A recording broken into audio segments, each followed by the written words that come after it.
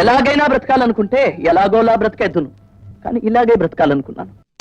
అది వీలు పడదు ఈ దేశంలో. హాయ్ ఫ్రెండ్స్, ప్రపంచంలో ఎంతో వింత వింత సాంప్రదాయాలు ఉన్నాయి. నార్మల్గా ఎవరైనా చనిపోయారంటే పూజ చేస్తాం లేదా కాల్ చేస్తాం కదా. కానీ టొరాజో తెగకు చెందిన వాళ్ళు ఎవరైనా చనిపోయారంటే ఆ శవాన్ని వాళ్ళ ఇంట్లోనే ఉంచుకుంటారు. అది కూడా 1 రోజు 2 రోజులు కాదు, సంవత్సరాల కొద్దీ ఆ శవాన్ని వాళ్ళు ఇంట్లోనే ఉంచుకుంటారు. ఇన్ఫాక్ట్ వీళ్ళు ఆ శవానికి కొత్త బట్టలు వేస్తారు, భోజనం పెడతారు, ఒక బతుకున్న మనిషిలాగానే ట్రీట్ చేస్తారు. జస్ట్ ఇమాజిన్ చేయండి, ఒక ఊర్లో శవాలన్నీ కొత్త బట్టలు వేసుకొని బయట తిరుగుతుంటే ఎలా ఉంటుందో. చాలా భయంగా ఉంది కదా. ఈ రోజు వీళ్ళు ఫాలో అయ్యే సాంప్రదాయాల గురించే మనం చూడబోతున్నాం. ఇంకా లేట్ చేయకుండా వీడియోలోకి వెళ్ళిపోదాం. నా పేరు వివేక్, మీరు చూస్తున్నారు వింటేజ్ వివేక్ ఛానల్.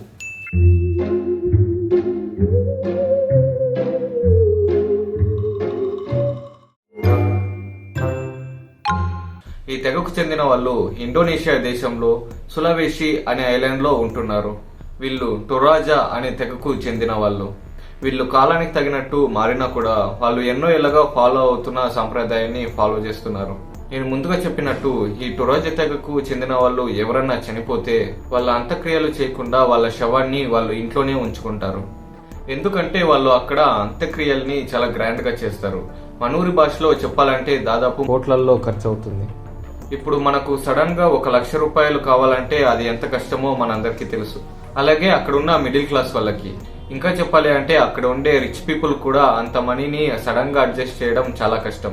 సో అంత డబ్బును సంపాదించడానికి ఆ కుటుంబానికి 1 సంవత్సరం పట్టొచ్చు, 2 ఏళ్ళు పట్టొచ్చు, 10 ఏళ్ళు, 20 ఏళ్ళు కూడా పట్టొచ్చు. అప్పటి వరకు ఆ శవాన్ని వాళ్ళ ఇంట్లోనే ఉంచుకుంటారు. వాళ్ళు చనిపోయిన తర్వాత ఆ శవాన్ని ఒక కోఫెన్ బాక్స్ లో పెట్టేసి ఒక రూమ్ లో పెట్టేస్తారు. ఆ శవాన్ని చూడటానికి ఎవరైనా టూరిస్టులు వచ్చినా కూడా తలుపు తట్టి వచ్చిన పర్సన్ పేరు చెప్పి పర్మిషన్ తీసుకుని లోపలికి వెళ్తారు.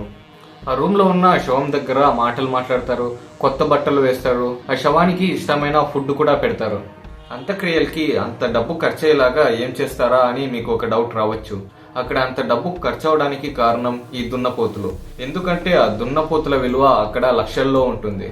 ఈ టొరాజో తెగకు సంబంధించిన వాళ్ళు ఎవరైనా చనిపోతే పుయ్య అనే లోకానికి, అంటే మనూరి భాషలో మనం స్వర్గం అని ఎలా అంటామో వాళ్ళు పుయ్య అంటారు, ఆ లోకానికి వెళ్తారు అని వాళ్ళ నమ్మకం. సో వీళ్ళు అంత్యక్రియలు చేసే టైంలో దున్నపోతును బలిస్తారు. ఎందుకంటే ఆ దున్నపోతు వీళ్ళని ఆ పుయ్య అనే లోకానికి తీసుకెళ్తుంది అని నమ్ముతున్నారు. సో దున్నపోతుని బలి ఇవ్వాలి అనుకున్న వాళ్ళు దున్నపోతుతో పాటు పందిని, కోళ్లను కూడా బలిస్తారు. వాళ్ళు ఎన్ని దున్నపోతులను బలిస్తే అంత గౌరవం అన్నట్టు. మనూరి లెక్క ప్రకారం ఆ 5 దున్నపోతుల విలువ 1 కోటి రూపాయలకు పైనే. ఇంకో విషయం ఏంటంటే వీళ్ళు తెల్ల దున్నపోతుల్ని బలి ఇవ్వడానికి చూస్తారు. ఎందుకంటే చనిపోయిన వాళ్ళు పుయ్య అనే లోకానికి వెళ్ళినప్పుడు ఈ దున్నపోతు తోడుగా వెళ్తుంది అని చెప్పాము కదా. సో తెల్లగా ఉండే దున్నపోతు పుయ్య అనే లోకానికి వెళ్లే దారిలో చనిపోయిన వాళ్ళకి దారి వెలుగు చూపిస్తుంది అని వాళ్ళ నమ్మకం. సో వాళ్ళు ఈ తెల్ల దున్నపోతుల్ని బలి ఇవ్వడానికి ముఖ్యత్వం ఇస్తారు. అందుకనేసి ఆ ఊర్లో తెల్లగా ఉండే దున్నపోతులు కాస్ట్ చాలా ఎక్కువ. అంత ఖర్చు పెట్టలేకపోతే మన మిడిల్ క్లాస్ వాళ్ళు ముఖం మీద తెల్ల మచ్చలు ఉండేలాంటి గేదెని తీసుకుంటారు. ఆ లోకానికి వెళ్లే దారిలో ఆ తెల్ల మచ్చల నుంచి వచ్చే వెలుగు వాళ్ళకు దారి చూపిస్తుంది అని. సో అలాగా బలిచ్చిన దున్నపోతుని, పందుల్ని, కోడిని ఊరు మొత్తం పిలిచి భోజనాలు పెడతారు. ఇలాగ బలిచ్చిన దున్నపోతుల కొమ్మల్ని ఇంటి ముందు అలంకరిస్తారు.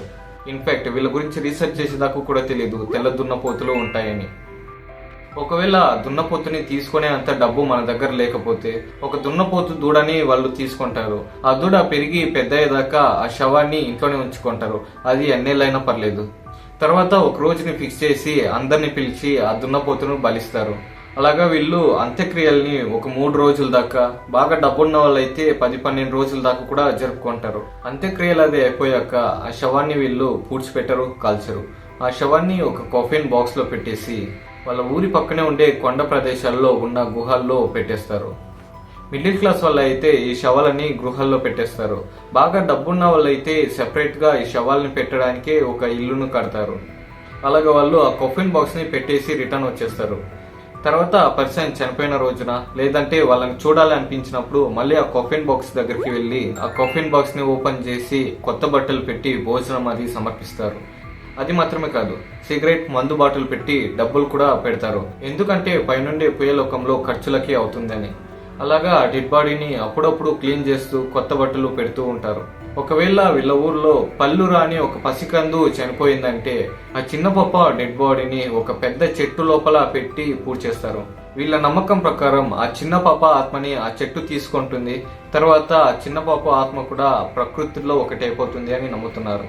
ఈ ఊరు జనం వల్ల ఇల్లు చూసారంటూ కూడా చాలా డిఫరెంట్ గా ఉంటుంది. ఎందుకు ఆ ఇల్లు అలా ఉన్నాయి అని అడిగామంటే వాళ్ళు బలిచ్చే ఆ దున్నపోతూ కొమ్ముల షేపుల్లో కట్టారని చెప్తున్నారు. చనిపోయిన వాళ్ళ బాడీ స్మెల్ రాకుండా కుళ్ళిపోకుండా ఎలా ఉంది అంటే ముందు కాలంలో అయితే వాళ్ళు మూలికలు, పొగ, ఆకు ఇలాంటివన్నీ యూజ్ చేసేవాళ్ళంట. ఈ కాలంలో అయితే ఆ బాడీకి ఏవేవో కెమికల్స్ వాడి ఇంజెక్షన్స్ వల్ల కూడా ఆ బాడీ డీకంపోజ్ అవ్వకుండా చూసుకుంటున్నారు అని చెప్తున్నారు. వీళ్ళు చావుకు ఖర్చు పెట్టే ఆ డబ్బుతో మాత్రమే చాలా పెద్దగా ఇల్లే కట్టొచ్చు అని చెప్తున్నారు. వీళ్ళ ఊర్లో అందరూ ఆగస్ట్ నెలలో చనిపోయిన డెడ్ బాడీస్ అన్నిటిని బయటికి తీసి క్లీన్ చేసి కొత్త బట్టలను వేసి ఫ్యామిలీ మెంబర్స్ అందరూ సంతోషంగా గ్రూప్ ఫొటోస్ తీసుకుంటారు. వాళ్ళు ఈ టైంలో చాలా సంతోషంగా ఉంటారంట. ఊరే పెద్ద పండుగలాగా చేసుకుంటారంట. ఎందుకంటే చనిపోయిన వాళ్ళు ఇంటికి వస్తున్నారని. ఆ బయటికి తీసే రోజుల్లో వర్షాలు రాకుండా జాగ్రత్త పడతారు. ఎందుకంటే శవం తడిచిందంటే అది స్మెల్ వచ్చి చాలా తొందరగా డీకంపోజ్ అయిపోతుంది. ఆ శవాలకి కొత్త బట్టలు వేసేది మాత్రమే కాదు, ఆ శవాల బాక్సుల లోపల కూడా చాలా బట్టలను వేస్తారు. బట్టలు మాత్రమే కాదు, నగలను కూడా వేస్తారు. ఎందుకంటే ఆ పుయ్యలోకంలో వాళ్ళకు వేసుకోవడానికి నగలు, బట్టలు ఉండాలని. సరే, ఈ నగలు, డబ్బులు, బట్టలన్నీ ఆ కాఫిన్ బాక్స్ లోపల పెడతాం కదా, అక్కడ ఎవరు దొంగలించరా అంటే ఆ ఊరికి చెందిన వాళ్ళు ఎవరు దొంగలించరంట. ఎందుకంటే దాన్ని దొంగలిస్తే శాపం తగులుతుంది అని వాళ్ళు నమ్ముతున్నారు. వీళ్ళు ఇంత వింత ఆచారాన్ని ఫాలో అవుతున్నారు. వీళ్ళు ఏ మతానికి చెందిన వాళ్ళు అని అడిగితే ఈ ఊర్లో వాళ్ళందరూ క్రైస్తవ మతాన్ని అనుసరిస్తున్నారు. ఇక్కడ మనకు ఒక డౌట్ వస్తుంది. మనకు తెలిసిన క్రైస్తవ సోదరులు చాలా మంది ఉన్నారు, కానీ ఎవరు కూడా ఇలాంటి రిచువల్ ని ఫాలో అవ్వట్లేదు అని. యాక్చువల్ గా క్రైస్తవ మతం అనేది వీళ్ళు 100 సంవత్సరాల ముందు నుంచిదా అనుసరిస్తున్నారు. 1909లో డచ్ వాళ్ళు ఈ ఊరికి వెళ్లారు. అలాగా వాళ్ళు వెళ్ళిన కొన్ని సంవత్సరాలకి 1960s టైంకి చాలా మంది క్రైస్తవ మతాన్ని అనుసరించారు. వీళ్ళు క్రైస్తవ మతాన్ని స్వీకరించే ముందు అలుక్టో డోలోని ఫాలో అయ్యేవారు. అలుక్టో డోలో అనేది మతం కాదు, వాళ్ళు ఫాలో అయ్యే ఒక సాంప్రదాయం. వాళ్ళ సాంప్రదాయం ప్రకారం పూర్వీకుల్ని, ప్రకృతిని పూజించేవాళ్ళు. అలాగే వీళ్ళు క్రిస్టియానిటీకి కన్వర్ట్ అయినా కూడా పూర్వీకుల్ని, ప్రకృతిని ఇప్పటికి కూడా పూజిస్తున్నారు. అలాగా వాళ్ళు చనిపోయిన వాళ్ళని చనిపోయిన వాళ్ళలాగా చూడరు, ఒంట్లో బాలేని వ్యక్తిలాగానే చూస్తారు. అంటే వాళ్ళు చనిపోయిన విషయం కూడా తెలీదా, అంతా అమాయకులా అంటే కాదు.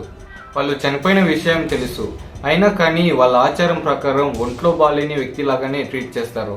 వీళ్ళ ఆచారం చాలా వింతగా ఉంది కదా, కానీ నాకు మాత్రం కొంచెం నచ్చింది. ఎందుకంటే మనకి కావాల్సిన వాళ్ళు మనల్ని విడిచి వెళ్ళిపోయేదే ఈ ప్రపంచంలోని చాలా బాధాకరమైన విషయం. అలాంటి విషయాన్ని వీళ్ళు పండుగలా చాలా సంతోషంగా జరుపుకుంటున్నారు. అలాగే వాళ్ళు చనిపోయిన వాళ్ళని పూజించడం వల్లనే వీళ్ళ ఊరు చాలా ఫేమస్ అయింది. ఈ రోజు వీడియో మీకు చాలా నాలెడ్జబుల్ గా, చాలా ఇంట్రెస్టింగ్ గా ఉండింది అని అనుకుంటున్నాను. ఈ టొరోజా తెగకు చెందిన జనాలు ఫాలో అయ్యే ఈ సాంప్రదాయాల గురించి మీరేమనుకుంటున్నారో కింద కామెంట్ చేయండి. ఒకవేళ మీకు ఈ వీడియో నచ్చినట్టయితే మర్చిపోకుండా లైక్ చేసి మన ఛానల్ ని సబ్స్క్రైబ్ చేసుకోండి. అలానే ఈ వీడియోని మీ ఫ్రెండ్స్ కి షేర్ చేయండి. నెక్స్ట్ వీక్ ఇంకొక మంచి వీడియోలో కలుద్దాం. అప్పటి వరకు సెలవు, బాయ్.